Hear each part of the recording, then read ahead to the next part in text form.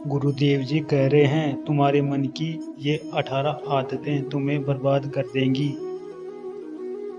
कर्तव्य व अकर्तव्य के विषय में विपरीत धारणा, असत्य भाषण, गुणों में दोष दृष्टि, स्त्री विशेष कामना का चिंतन, सदा धनोपार्जन में लगे रहना, भोग इच्छा,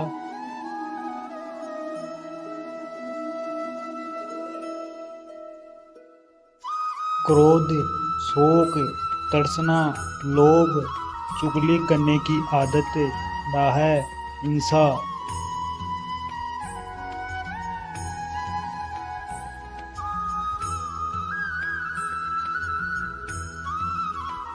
संताप, शास्त्र में अरड, परम कर्तव्य विस्मृति, अधिक बकवादी, अपने को सबसे श्रेष्ठ मानना, ये 18 आदतें आपको बर्बाद कर दी।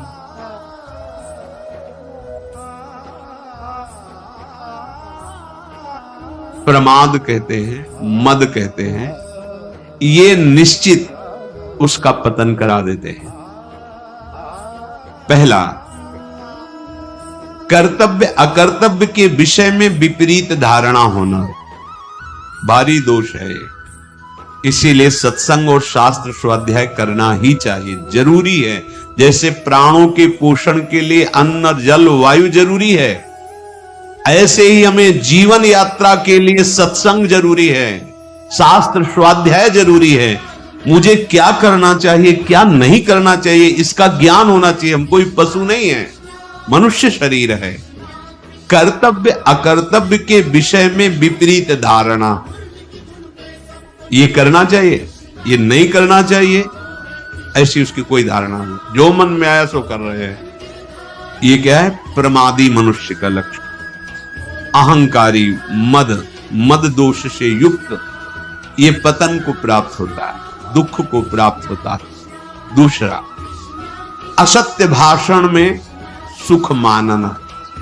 देखो, क्या झूठ बोलने के बाद आपको जलन होती है?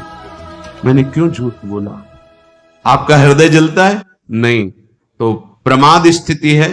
मद रूपी दोष के ये 18 लक्षण बता रहे हैं जो नाश कराते हैं, पतन कराते हैं। तो झूठ एक तो बोलिए मत।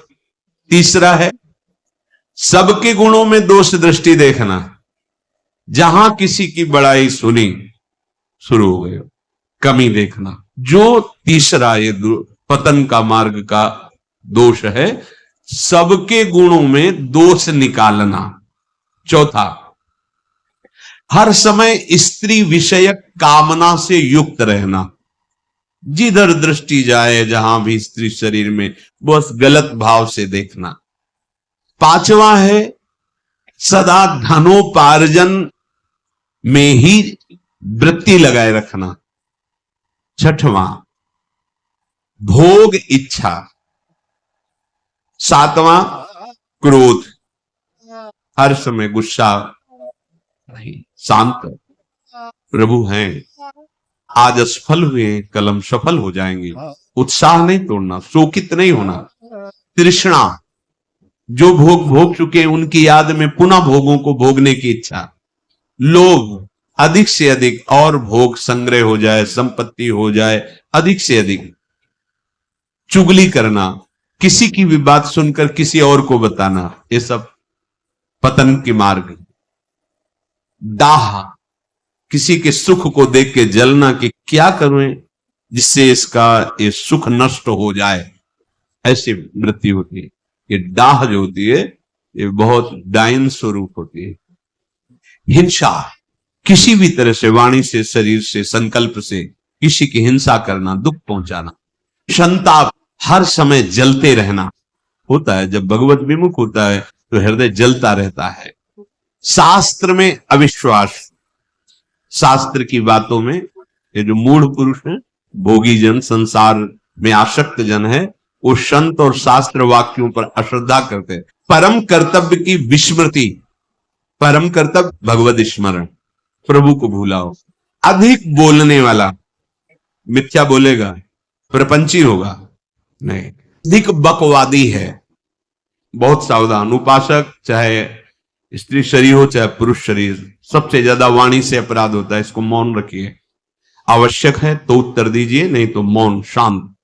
तो अपने को बड़ा समझना, अपने को श्रेष्ठ समझना, जिसमें ये दोष 18 है, वो पुरुष निश्चित पतन हो जाएगा, निश्चित। वो जिसे नाश शब्द कहते हैं, नाश का मतलब होता है स्मृति का नाश, आनंद का नाश, उन्नति का नाश, जो आपको मानव देह में परम लाभ मिलना था उससे अब पतित हो गए। तो पहला है कर्तव्य अकर्तव्य के विषय में विपरीत धारणा, दूसरा है असत्य भाषण, तीसरा है गुणों में दोष दृष्टि, चौथा है स्त्री विषयक कामना का ही चिंतन करना, पांचवा है सदा धनोपार्जन में ही लगे रहना, छठा है भोग इच्छा, सातवां क्रोध, आठवां शोक और नवां तृष्णा, दसवां लोभ, 11वां चुगली करने की आदत, 12वां डाह, 13वां हिंसा और 14वां संताप, 15वां शास्त्र में अरति और 16वां परम कर्तव्य की विस्मृति, 17वां अधिक बकवादी और 18वां अपने को सबसे श्रेष्ठ मानना। इन 18 दोषों से अपने को बचाकर अपनी उपासना को परिपक्व करे। भजन करना कठिन, करके बचाना कठिन, बचा के पचाना कठिन। पच जाए तो सिद्ध पुरुष हो जाए, भगवत साक्षात्कार हो जाए।